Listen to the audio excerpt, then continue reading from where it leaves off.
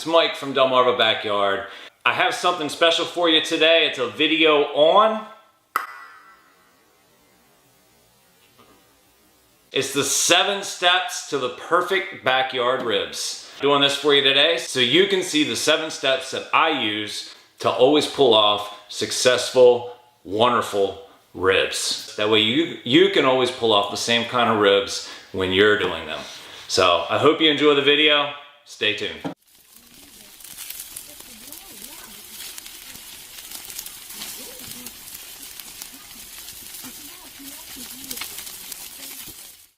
We have the baby back ribs,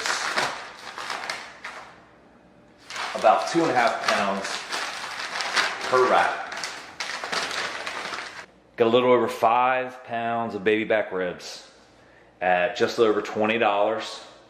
And that is step 1 in cooking the perfect set of baby back ribs, home style, not competition, is spend that little bit of extra and try to get yourself the most natural, preservative-free, flavor-free set of baby backs that you can get at your meat market rather than just your Walmart or whatever. Try to take that special trip and put a little extra effort into them.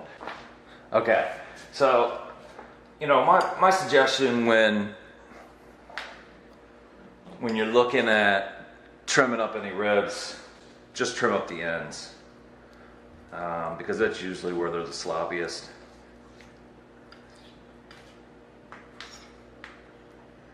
And nobody ever wants that end piece anyway if it isn't trimmed. So just trim that guy off. And then check your edges out. If you need to trim those, do so. Really just want to trim up anything like that help them look a little better and help them cook a little better. Don't make this any harder than it has to be. We're at home, we're not at a competition. You gotta pull off the membrane, guys.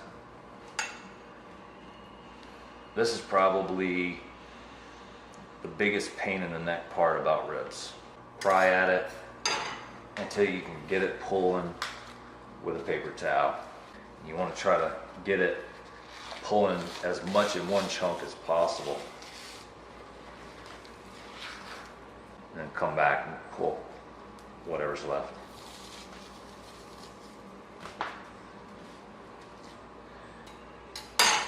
Sometimes they're easier than others. See, that sucks when that happens.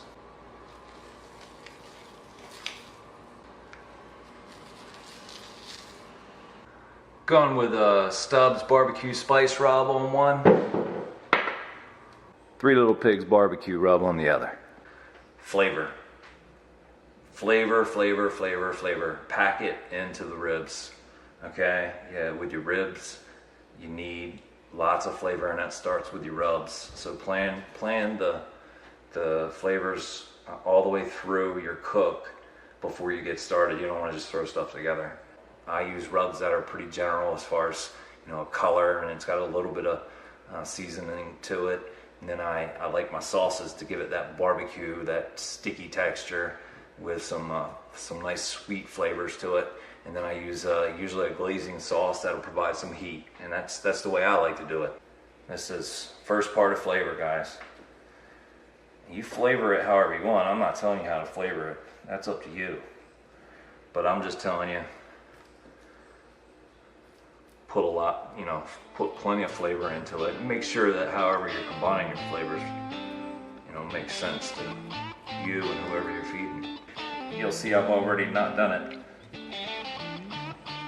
Don't use oils, mustards, or whatever to get your rubs to stick. Don't need them. I think it blocks out the smoke penetration. You don't need them. Your pork ribs are moist. Look at the moistness on this. You see that? I don't know if you can see that coming through on camera, but I mean, that is moist.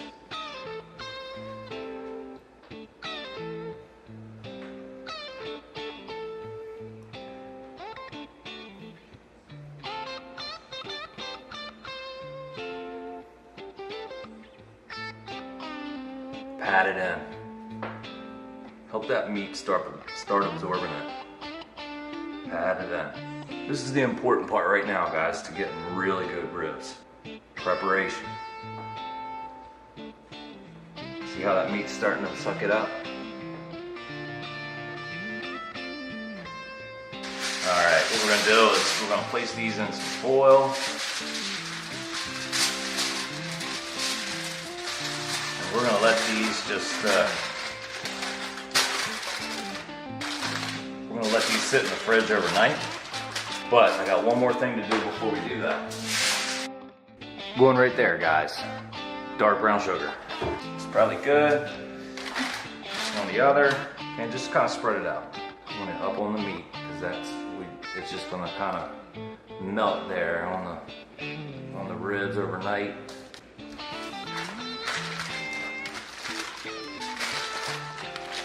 Wrap them up tight.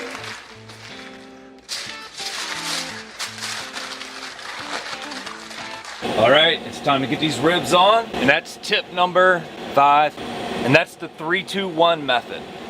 Do your ribs by the 3-2-1 method, and they'll turn out perfect. The 3-2-1 method is 3 hours smoking, 2 hours foiled or covered or wrapped, and then 1 hour resting. So one rack right there, and the other rack right there. We're gonna go at 245 degrees. Tip number 6, spritz. Make sure you spritz your ribs at least a couple of times, and that's just to keep them moist, keep that bark forming on the outside. I want you to see what I'm talking about here. See how that rib is nice and juicy on the outside, but she's starting to get a little bit dry on the top there. A little bit dry in places. You're not gonna need to do this a whole lot. 3rd time. Spritz with apple juice, apple cider, you know, whatever you want to spritz with. I put a little butter with some apple juice, apple cider. You can put some broths in there if you'd like. Main thing is you just want to keep them moist. Cooking the perfect ribs, guys. Step 7. This is what we're looking like after 3 hours.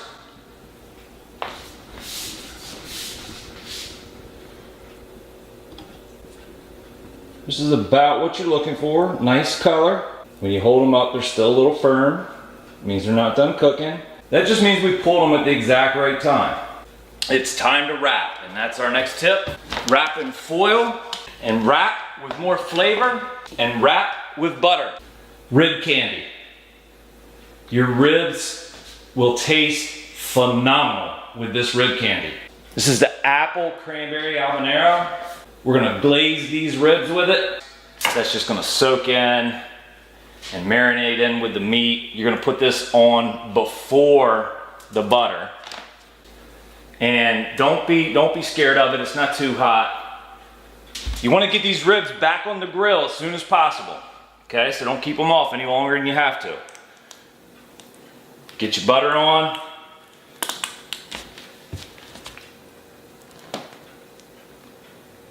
Go on with your spritz. Lots of moisture in here. We won't see these guys again until it's time to put the sauce on. No peeking. I'm gonna wrap them up tight. Back on the grill they go. All right, so we have 45 minutes left. So that means it's time to pull the foil back and put some sauce on. I love everything about Stubbs. We're gonna use this Stubbs Sweet and Heat, and 3 Little Pigs makes everything great. So we're gonna put that on the other side. Make sure you have dense smoke when you sauce, because your sauce is gonna absorb a lot of smoke flavor. We're gonna leave this unfoiled. Let it caramelize. Let that smoke just kind of absorb into that sauce. This is gonna be delicious. You can see that candy, that rib candy is all dried up, and the rib just sucked it right up. The perfect at-home ribs They came out beautiful. They look beautiful. They smell wonderful. And we're just gonna slice between the bones. We've been letting them rest for an hour, which is the one of the 3, 2, 1.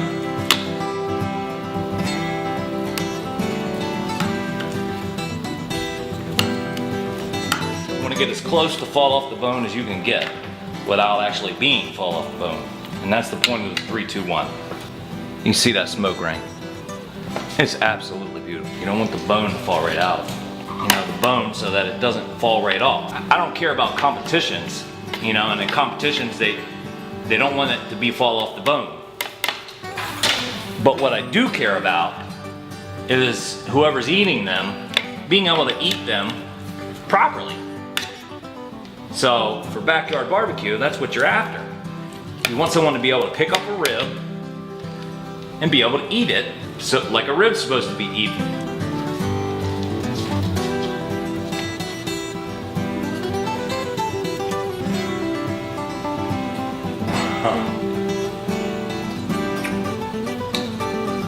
It has all the elements.